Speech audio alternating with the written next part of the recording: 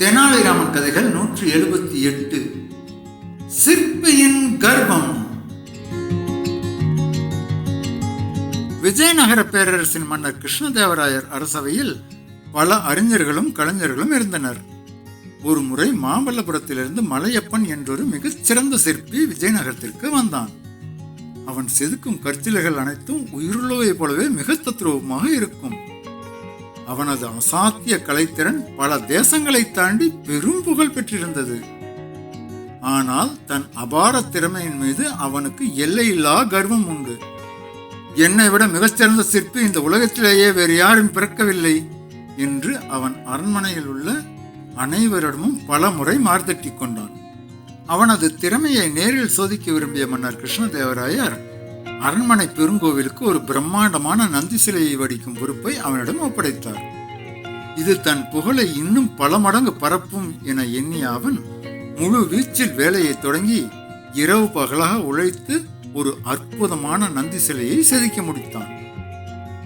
அந்த நந்தி சிலையை திறக்கும் நன்னாளன்று அரசவை கூடியது.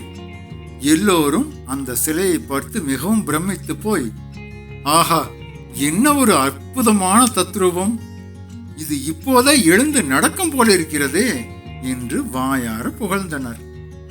இதை கேட்டு மலையப்பனின் கர்வம் பல மடங்கு அதிகரித்தது. அப்போது கூட்டத்தில் இருந்த தெனாலிராமன் மட்டும் எந்த ஆரவாரமும் இன்றி மௌனமாக சிலையை கூர்ந்து பார்த்து கொண்டிருந்தான். பின் மன்னரை பார்த்து, மன்னா, இந்த சிலை பார்ப்பதற்கு மிகவும் தத்ரூபமாக இருக்கிறது. ஆனால் இதில் ஒரு மிகப்பெரிய குறை அப்பட்டமாக தெரிகிறதே என்றான். இதை கேட்டதும் மலையப்பனுக்கு கோபம் தலைக்கேறியது.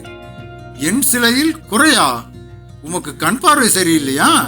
அப்படி என்ன மாபெரும் குறையை நீர் கண்டுபிடித்து விட்டீர் என்று ஆவேசமாக கத்தினான். தெனாலிராமன் மிகவும் நிதானமாக, சிற்பியே, உனது திறமையில் எல்லளவும் குறையில்லை. ஆனால் நீ செதுக்கிய இந்த நந்தியின் கண்களில் உன்னுடைய அளவற்ற கர்வம் மட்டுமே அப்பட்டமாக தெரிகிறது. சிவபெருமானுக்கு முன்னே அமர்ந்திருக்கும் நந்திக்கு அளவற்ற அடக்கமும் பக்தி பாவமுமே உண்மையான அழகை தரும்.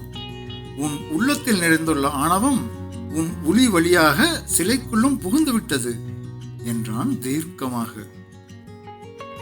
தெனாலிராமனின் கூர்மையான வார்த்தைகள் சவுக்கடியாக மலையப்பனின் முகத்தில் அறைந்தன. தன் தவறை உணர்ந்து அந்த சிலையை கூர்ந்து கவனித்தான். தெனாலிராமன் சொன்னது முற்றிலும் 100% உண்மை என்பதை அவன் கண்கள் தெளிவாக உணர்ந்தன. தன் தேவையற்ற ஆணவமே சிலையின் உயிரோட்டத்தை முழுமையாக அழித்து விட்டது என்பதை புரிந்து கொண்டான். உடனடியாக மன்னரிடமும் தெனாலிராமனிடமும் தன் தவறை எண்ணி மன்னிப்பு கேட்டான். மீண்டும் ஒளியை கையில் எடுத்து சிலைக்குள் உண்மையான பக்தியை கொண்டு வந்தான். நீதி. ஒரு மனிதனுக்கு எவ்வளவு அபாரமான திறமை இருந்தாலும் அவனிடம் அடக்கமும் பணிவும் இல்லை என்றால் அந்த திறமையால் எவருக்கும் எந்த பயனும் இல்லை.